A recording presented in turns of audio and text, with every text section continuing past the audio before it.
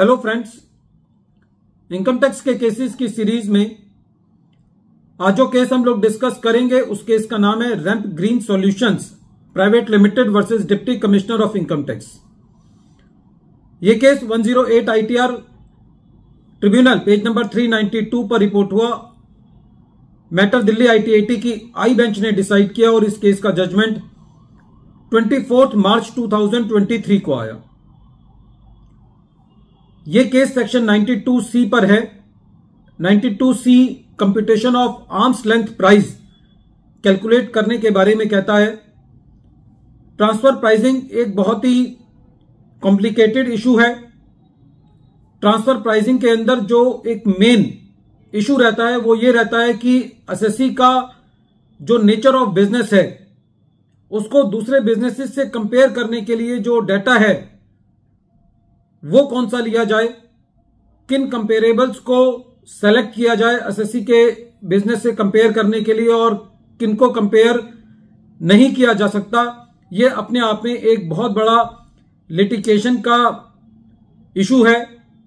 Maximum number of the cases में ये देखा जाता है कि जब ये मैटर ट्रिब्यूनल के पास होते हैं तो काफी केसेस के अंदर ट्रिब्यूनल जो है उन मैटर्स को रिमांड बैक कर देती है इस डायरेक्शंस के साथ कि असेसिंग ऑफिसर को इन कंपेरेबल्स को चूज करना था, वो असेसिंग ऑफिसर ने उनको चूज नहीं किया, या जो कंपेरेबल एसएससी ने कहे उनको गलत आधार लेकर के उनको एडॉप्ट नहीं किया गया और जिनको एडॉप्ट किया गया वो एसएससी के बिजनेस से संबंध नहीं रखते। ये एक बहुत ही लिटिगेशन का पॉइंट है कि किस बिजनेस को किस बिजनेस के साथ कंपेयर किया जा सकता है।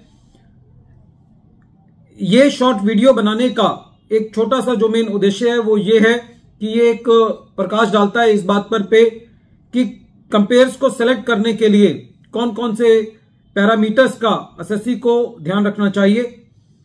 इस केस के अंदर एसएससी का जो व्यापार है, जो बिजनेस है, वो इंफॉर्मेशन टेक्नोलॉजी अनेबल्ड सर्विसेज में एसएससी अपना व्यापार करता है। इंफॉर्मेशन टेक्नोलॉजी अनेबल्ड सर्विसेज कहने का मतलब यह है कि जो एसएससी का बिजनेस है वो इंफॉर्मेशन टेक्नोलॉजी से रिलेटेड है। प्रेजेंट केस के अंदर आईटीएटी ने कुछ गाइडलाइंस दी, कुछ अपनी ऑब्जर्वेशंस दी। उदाहरण के तौर पर यह कहा कि जो मेडिकल ट्रांसक्रिप्शन का बिजनेस है, coding and end to end software services है, उसको इंफॉर्मेशन टेक्नोलॉजी अनेबल्ड सर्विसेज से कंपेयर नहीं किया जा सकता। नॉलेज प्रोसेस आउटसोर्सिंग को इंफॉर्मेशन टेक्नोलॉजी अनेबल्ड सर्विसेज से कंपेयर नहीं किया जा सकता। डेटा एनालिसिस को इंफॉर्मेशन टेक्नोलॉजी अनेबल्ड सर्विसेज से कंपेयर नहीं किया जा सकता। डेटा मैनेजमेंट को इंफॉर्मेशन टेक्नोलॉजी अनेबल्ड सर्विसेज से कंपेयर नहीं किया जा सकता। Engineering services, web development services, hosting and business analysis को भी एसएससी के बिजनेस जो कि इंफॉर्मेशन टेक्नोलॉजी अनेबल्ड सर्विसेज है उससे कंपेयर नहीं किया जा सकता। आईटीएटी का यह कहना था कि जो हाई टर्नओवर या लो टर्नओवर है वो एक क्राइटेरिया नहीं है कि उसको कंपेरेबल लिया जाए या ना लिया जाए यदि जिससे कंपेयर किया जा रहा है एसएससी को वो फंक्शनली सिमिलर है। कहने का मतलब यह है कि यदि एसएससी का जिसके साथ कंपैरिजन किया जा रहा है वो फंक्शनली सिमिलर हैं तो हाई टर्नओवर या लो टर्नओवर का क्राइटेरिया इतना महत्व नहीं रखता। ट्रिब्यूनल का यह कहना था कि यदि कोई एक कंपनी कोई कैलेंडर ईयर अपना अकाउंटिंग ईयर के बतौर फॉलो कर रही है तो उसकी फिगर को भी एसएससी के बिजनेस से कंपेयर किया जा सकता है, जो कि एक वो जो फाइनेंशियल ईयर है उसको अपना ईयर मान रही है, क्योंकि जो कैलेंडर ईयर है और जो 31 मार्च वाला साल है उनकी फिगर्स को एक्स्ट्रापोलेट किया जा सकता है।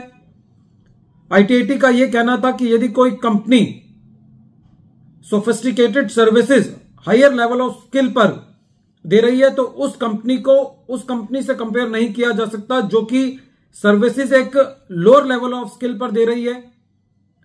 आईटीएटी का इस केस में यह कहना था कि जो इंटरेस्ट रेट है वो फॉरेन करेंसी के बेसिस पर कंसीडर किया जाना चाहिए, ना कि प्राइम लैंडिंग रेट के बेसिस पर वो बेस होना चाहिए।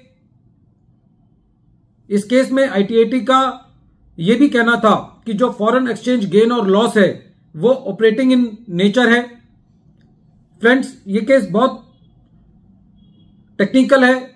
जहां पर भी ट्रांसफर प्राइसिंग का इशू आता है वहां पे ये इशू जरूर आता है कि कौन सी फिगर कौन सी कंपनी को हम ऐसे कंपेरेबल लें या ना लें। तो इस केसेस के अंदर जो हमने उदाहरण लिया वो एक ऐसे बिजनेस का लिया जो कि इंफॉर्मेशन टेक्नोलॉजी अनेबल्ड सर्विसेज में था।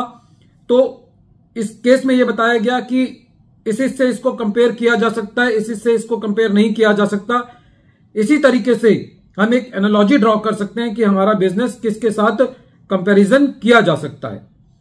वीडियो के अंत में एक बार फिर मैं केस का नाम रिपीट कर रहा हूं। केस का नाम है rampage solutions private limited versus deputy commissioner of income tax और ये case 108 ITR tribunal page number 392 पर रिपोर्ट हुआ। मैटर दिल्ली आईटीएटी ने डिसाइड किया और इस केस का जजमेंट 24 मार्च 2023 को आया। Thank you friends.